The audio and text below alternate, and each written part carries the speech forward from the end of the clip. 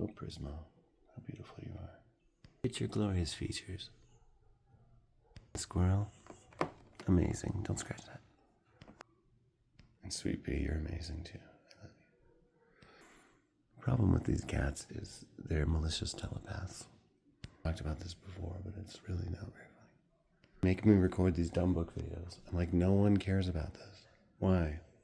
You know, there was just a news story. Somebody in the South Valley, which is the census data population area adjacent to Albuquerque and kind of considered a part of the greater Albuquerque area. Somebody said they were receiving transmissions through a cockroach, and that's why they killed 2 people. So yeah, there are telepathic animals in town. That story proves it. Basically trapped here too. They barely let me leave. I got some new, what do you call them? Books. I'm working my way through the same table covering spread that I had going here. Now all that's left is, you can watch the last 2 videos for the others, fiction and nonfiction. Let's look at fiction. I think fiction and nonfiction are both awesome. Writing-wise, they are both really powerful in different ways. Isn't it cool when you read something? I remember really enjoying this when I was younger, and then you're like, and it's true. Something like this kind of happened. And then, yeah, people are always, you know, like, what is reality? Nonfiction is basically impossible in writing because everyone imagines whatever. You know, the reader completes the work. And I wrote an essay on that subject. I read this really interesting book, What We See When We Read, which is a cool, like, Marshall McLuhan type illustrated graphic work, but it's a very cool exploration of what we see when we read. It's very cool. Experience of reading.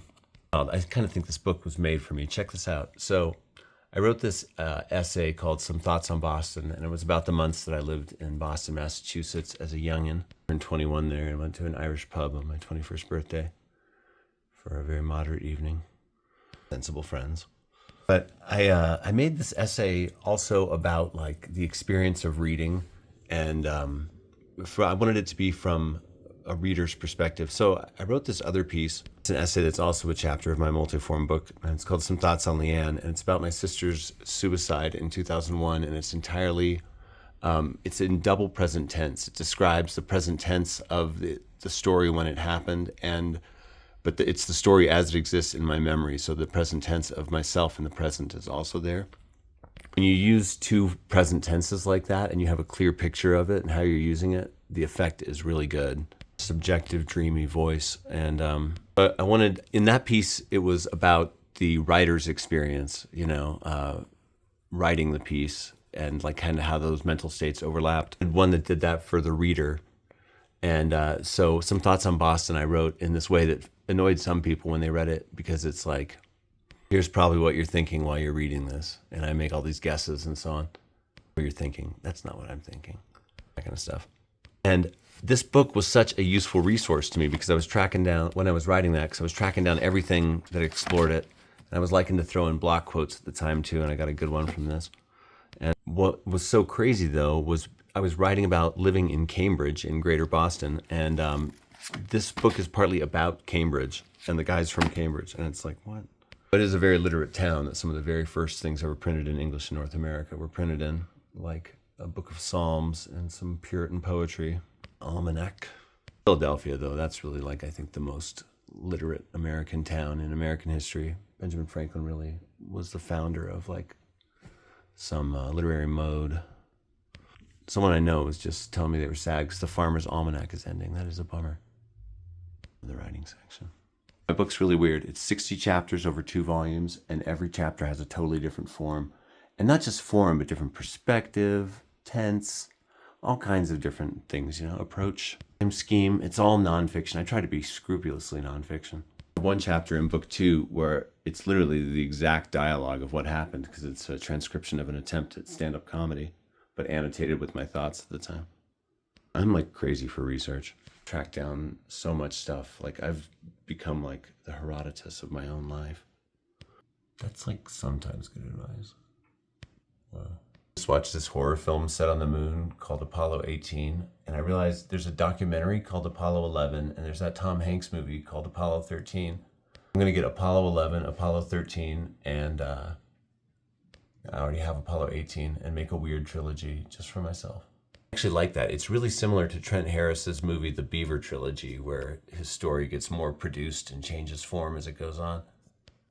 A factual documentary, a biopic, slightly fictionalizing rendering of that fact, and a far-out horror film with the same setting. Love it.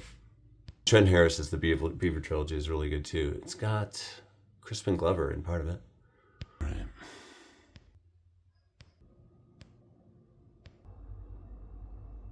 Okay, Mike, it's been 5.5 minutes. Talk about the books you said this video was going to talk about. You know what? Am I the only cool Van Gogh fan or something? People always like have Van Gogh stuff, and I'm like, hey, you like Van Gogh? I love Van Gogh. And then I start talking, and it's the parent, they like the shirt from their cousin, or like, you know, Starry Night. And then I can't stop talking about his collected letters to his brother. Original 1936 New York Times Book Review cover of that. I love it. I always said if there was a fire, this is the one thing I own that I would save. But then there was a fire, and I totally left it. Did grab my laptop, my son, and a pair of pants to put on the stairs as I stumbled outdoors. Yes, I have saved my book from a fire. Right. Since we're talking fiction, I love The Great Gatsby. I love F. Scott Fitzgerald. You know, I do like that Right Conscious channel, but he loves to diss on that. And I'm like, you know what? I've gotten great, profound joy and been moved by Gatsby, and I find it a very deep text, and Fitzgerald at his absolute best, where I think it mostly comes down to taste in a lot of ways. I mean, I can pretty much enjoy and make the case for just about anything. It's just like whims of nature, what you like and don't like. Anyway, I saw The Great Gatsby as a play at this high school I've been working at a lot, but it was after I'd been working there, so I felt like kind of weird and self-conscious. I tried to get my daughters to go with me, but and then everybody kept remembering and coming up to me. I'm like, was glad I was there, it seemed like, but I was like, is it weird I'm going to just a high school production of The Great Gatsby by myself? I don't work at this high school. My kid doesn't go here anymore. I've worked there recently. I could work there again, because I knew a lot of the people. Anyway, it was a good production, kind of interesting. It was a straightforward, real fast-moving collage, like a Michael Bay edit of the story. I guess you got to do that to make a book of play. Like short stories adapt really well to movies and plays, but they kept in the line about, he's not an Oxford man, Oxford, New Mexico, maybe, and I was glad to hear that. I thought it would get more of an audience response, but I think people were zoning out. No, I think they were into it. Everybody was good. I thought all the actors were, you know, bringing it. There's some future stars there if they keep at it. Some people I knew from the front office and classes that I've subbed in at Monsanto, and cool. Took off right afterward. I think I was supposed to stick around and meet everybody, but like I was kind of sleepy. But it was good. Director came out and like kind of talked a bunch beforehand. They should not let that director do that. That's my just opinion. Like that was a maundering, expectation damaging little speech there. You know, I would say the props were adequate, you know? And representational. Lights were really good. Acting was good. And it just made me realize, oh, I love Gatsby. And even if Ian from Right Conscious likes to diss it, it's great. Okay, my battery is low. Okay. But I can finish this video. My friend Lisa just gave me this. This is a 1965 vintage book. I mean, awesome. Mikhail Sholokhov, some Russian writer, I don't know. Awesome. And Quiet Flows the Dawn. Such an old-fashioned title. That's funny. I should send that to my sibling. Here's with Tolstoy's War and Peace. Okay, cool. You know there are great books out there that just no one's talking about. For sure there are. That's what the documentary Stones of Summer is about. Okay, Chekhov I just pick up always. And Dover, you know, I really think Dover is the standard for just good, durable, binding, long-lasting text, keeping public domain things in print. Just enough and not more. But like the Dover books I have pretty much all stayed together. Except some origami books that really got beat up. I'm going to do a Chekhov like mega read. Barbara Kingsolver. Okay, she's written some good stuff. I had a copy of the Poisonwood Bible in my car for a long time because someone had recommended it to me like 20 years before. Haha. But like my kids were careless and like put it on the floor and it got all filthy and spilled on, and eventually it had to get tossed. I read about half of it. And sometimes when you read part of a work, it kind of keeps you in it forever. You're always like, I'm engaged with that work. Anyway, this is one of her more recent ones, I think. Kind of a high-praised one I've heard. Huck Finn or Holden Caulfield, but more resilient. Inventing the Abbots. I saw this DVD recently. I guess it got turned into a movie. I think about 80s literature. I'm like, I just don't know it that well, but I know there was like good stuff being written during that time. Knew it, 1987. Huh. Yeah, it is true that I want to read more things than I actually read. Dang it. We'll continue to curate the collection even as it grows in ways. I want it to fill the cases and no more. I kind of think I knew this person at some point. Kendra Tuttle, yeah. Stitches. I had to grab it for that reason. Also, it's like kind of a beautifully designed book. There's something about the texture of it I don't love. It feels alive.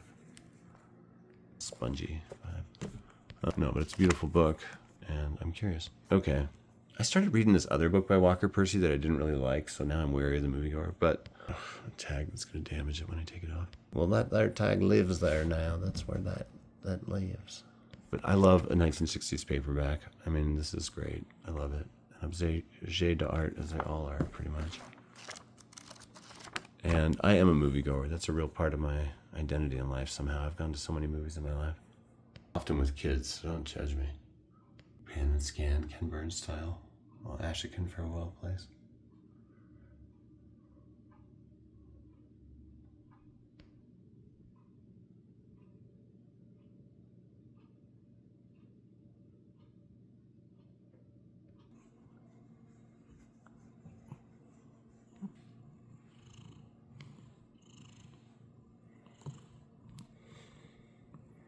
Contracted to work at this middle school, maybe through May, but of course they could just dump me at any moment. Temps have no rights ever, of course. Or should they? We're scum. I find this job like impossible. I mean, it's just like, it's weird. It's like it's idle like those jobs are. There's time to read and sit at a desk and do a little writing, but not really because it's often interrupted. And work with this guy who just like, it's really trying me socially because he just doesn't talk. I'll be like, blah, blah, blah, interesting story. And he'll just stare at me and then turn and walk away. I'm like, what? Dude, where I come from, that's called you're rude. What kind of weird nonsense is that? You should hand me a business card when we first meet saying, I'm a freak, who doesn't talk to people. And I don't know. No, find the polite way to say that. I just find it very rude, And I'm like, and it's like alienating and weird and kind of isolating. And I'm just like, this shouldn't bother me so much. But apparently it's like a basic human thing that when you're around humans, you communicate a little bit. It's also like the desk is positioned so weird at this place. I'm like right out in the middle of this island and people are constantly bending over it so that they can like use the computer or get some paper or a pen or like whatever, a million things. Today, people were sick on both sides of me. A husband and wife, interestingly. You should both stay home. The husband's like hacking it up in the principal's office. And she's coughing down the hall. The principal came in and started jump kicking everybody. It was beautiful. No, I wish. She would have. Look at those paws. Really are cute. People finally went home about halfway through the day, but only because I'm vocal and annoying. I'm like the other day, there was this closet that just had a computer beeping in it nonstop. And it was like the whole first half of the day that I was there. And I finally grabbed a vice principal and I was like, literally HR. Prisma. I was like, hey, I'm happy to do whatever it takes to get that beeping to stop. Should I call APS? Should we get people down here? Like, I think that would be great. And then she's been kind of grumpy with me ever since. It's kind of funny. But I'm like, I'm sorry. I don't think that's an acceptable workplace thing to just have 3 notes beeping continuously the whole time from a closet loud like a smoke detector. So anyway, today when all that coughing on both sides of me business went on, I just called up Kelly's, the service I work for. Educational temps that the government made a blood pact with. I hate the privatizing of education, etc. They're my employer right now, so I should probably limit my criticisms to this incendiary stuff. Anyway, I called them up and I was like, what's up with my licensure? I reapplied for all this stuff. I need to be able to take subbing jobs. I need to be able to take EA jobs. Because I start CNM in January to become a full-time teacher, and I'll be able to apply for those jobs once I have that. But I got to put bread on the table in the meanwhile. Indentured servitude at a gig level, it is. High praise. Anyway, maybe the vibes of a middle school can't be good. Maybe middle schools are just horrible. Maybe, just as it was symbolic that I was back at my old high school and working at a high school at a time in my life when I felt like I was starting all over. These bad vibes at this middle school are symbolic that I'm not meant to go this far back. I'm supposed to advance, not retreat. So if there's some emotional analog to middle school, I need to get away from it, I guess. I suppose it's just financial instability. That's what I need to get away from. I got to go toward job security. I love Henry James. Now, Henry James is a great writer. I didn't know Henry James was such a good writer. Henry James is a great writer. I read Selected Short Stories, a collection of 4 works from different times in mass market paperback form. There's a video of it. And I loved them all. Daisy Miller I was particularly impressed by, and totally transformed my view of The Great Gatsby. Fitzgerald wrote somewhere that, Daisy Buchanan was completely Daisy Miller if she hadn't died and had grown up. I saw the character of Daisy Buchanan become more dimensional from reading Daisy Miller. That was interesting. Prisma. I hear this Turn of the Screws real good.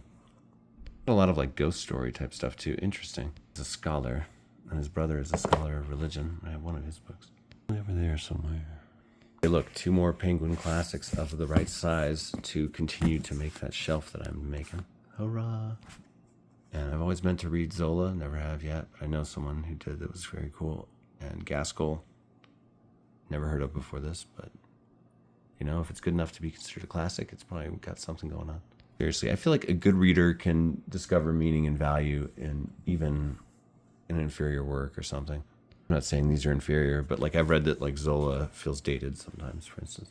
Zola, how do you say it? Yeah, I'm gonna just keep getting these. Lisa, if you ever get these and you watch this channel, I'll trade New York Review of Book titles for these. What? You're crazy. No, I said it. Okay, this is, I think it's a classic LA novel and a classic novel of noir. Day of the Locust by Nathaniel West. Dashiell Hammett. This is the Hollywood needs telling about. It's a fine job. I got a kick out of it. Dorothy Parker. It's brilliant, savage, interesting. A truly good novel. Erskine Caldwell likes it. I think Mike Davis wrote about this a bit because he wrote about noir. It's a really beautiful edition. I think it's a modern reprint, but I love it. Oh. It says 1939, but this is in such good condition. Maybe I won't mark that one up. A Day of the Locust. Okay, reprint, 1989. Well, that's still beautiful. And 1989 is a long time ago already. 36 years ago. I will read this one. If I ever go to LA again, then I think I will read an LA book or 2 beforehand.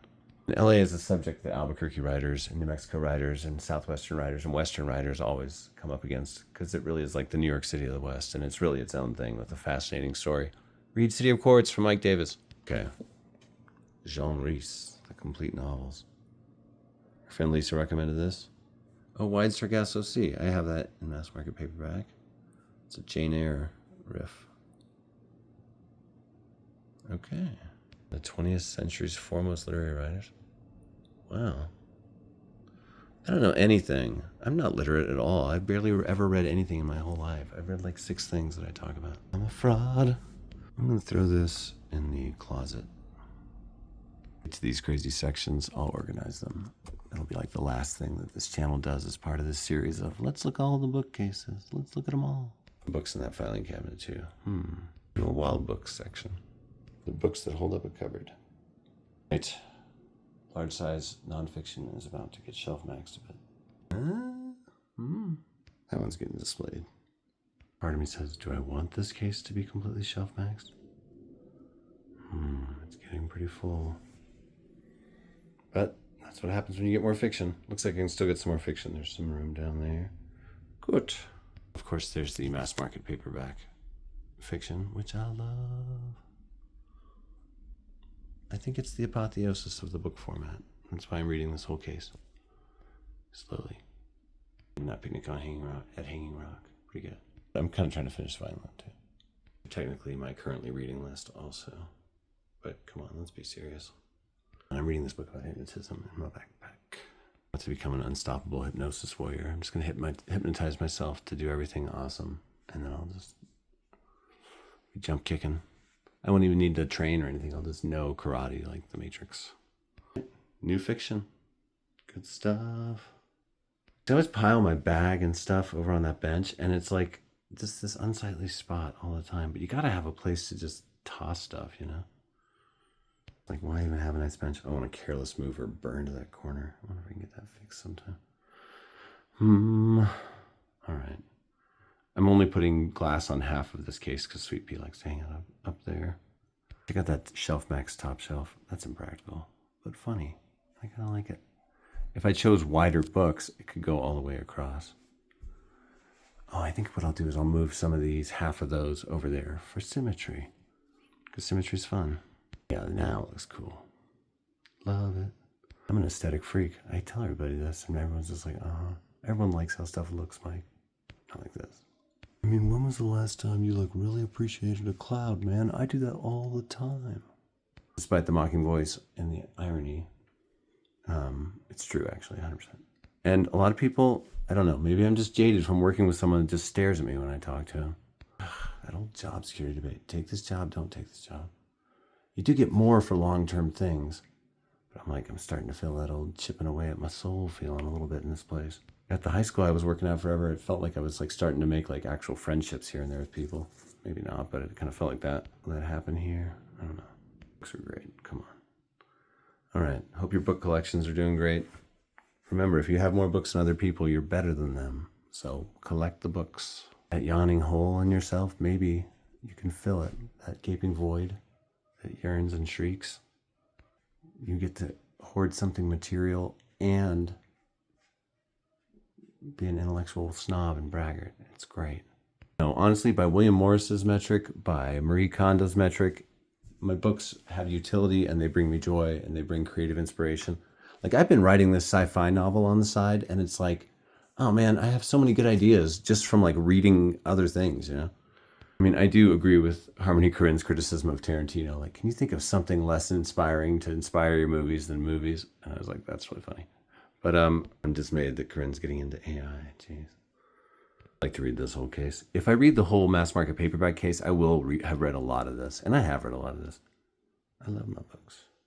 These things have been lugging around with me for like literal decades. At night, the scraps of intellect captured in them by their living authors all combine into sort of Frankenstein nightmare dream beast that visits me and tells me cool stuff. And that's something you don't ever hear people say like a reason for their collection. It's always the same standard stuff, but there's other reasons. Letter's very important to me. It's proof one of my kids really likes me. It says I'm inspirational and stuff. Heck yeah. I just include that in my job applications. Look, my kid likes me. Just call me weird. Kids can never just give a straight up compliment. Okay, well, so once again, if anybody would like to be part of the test audience for my book's introduction, I've been working on it for 15 years. These are zine copies I made up of the book's introduction to give to my writing group. I made 10 of them up, gave 4 to the group, 1 to a teacher. 5 here. They're numbered and signed. Wow, that's great, Mike. You're poor, nobody knows who you are. Yeah, but it's a vote of confidence in the future. Hey, you know what? Maybe someday someone will care. Sappho thought that in a fragment of poetry, and it's true about her. We may forget, but someday someone will think of us. This is a description of the audio recording of me sleeping for a whole night. That's weird, right? But it turned out really interesting, and I like it. And it's got photos included that I made. This is a real dark copy. Yeah, this is not going to be high quality if you get this. It's going to be real low quality. That's my guarantee. The quality of the writing will be good, I think. I think it's a cool setup for this giant book that I've been working on forever. It's going to be used in a cover photo I want to take outside. I'm going to photograph that just slightly framed in like nature, like greenery. Donate some money to the PayPal, and you can get one of these sent to you. Just let me know in a comment, because I really check that PayPal as I've given up all hope. But it's at Michael Farrell Smith. All right. You too can be part of an exclusive audience of only 5 people. It's true if you're like some weirdo that has to be totally unique all the time. Like there's a ferret on your shoulder as we speak, and you're in a Denny's. You're wearing a cape. It's not weird because your Magic the Gathering group is meeting there soon. And this will help further convince people of that uniqueness. You have something only 4 other people have. Well, 5 counting the other people I gave it to. So 10 total. you know? And if you have a little bit of foresight, cut to 10 years from now, say the book's been turned into an HBO miniseries or something. Well, it could be a series because it would go for a few seasons. Hike chapter literally is written as a miniseries script, a 7-episode miniseries script. I hope it does get made. All right, yeah, look for the handle in the about thing, at Michael Farrell Smith. Or don't, just watch and like the video, comment once in a while. I do like the likes and the comments, even though I don't grovel for them like every other freaking YouTuber. Instead, I grovel for cold, hard cash. Like we all do, you know? People love to say selling out is another era's thing, you know? But then you see people do a Saudi Arabian comedy festival for the guy that bonesawed a journalist. Selling out is still possible. I haven't found that line yet. I always wanted this local pizza chain, Dion's, to sponsor me and my podcast and everything, and then I got a gluten allergy, so... I am that Twilight Zone episode where the guy's glasses break in the bunker full of books. We totally could have gotten Dion's as a podcast sponsor. Dang it. The top shelf's kind of beautiful. I love it. All right. Yeah, the collection really is a bonsai tree. Like I moved a couple more to the antique book section. And I put a couple horizontal, you know. And they're not on the bottom because they're older books and could be damaged, and I guess it's just fine. Notice there are still older books in the novels section, but like Wheel to the Woods No More, and there's an old USSR copy of Chekhov stories, other things too, but you know, this really is a finite space. I think I could fit 2 tiny books in there and that's it. I want to put stuff in front, but we got displayed. I don't know, I'll work on that. Like there's a display part and then there's a utilitarian part, and I gotta fix the utilitarian part. It gets so cluttery. I need to get like some like duster stuff in a can because it's really hard to dust around all this stuff. To disappear into the world of this painting, never to be seen again.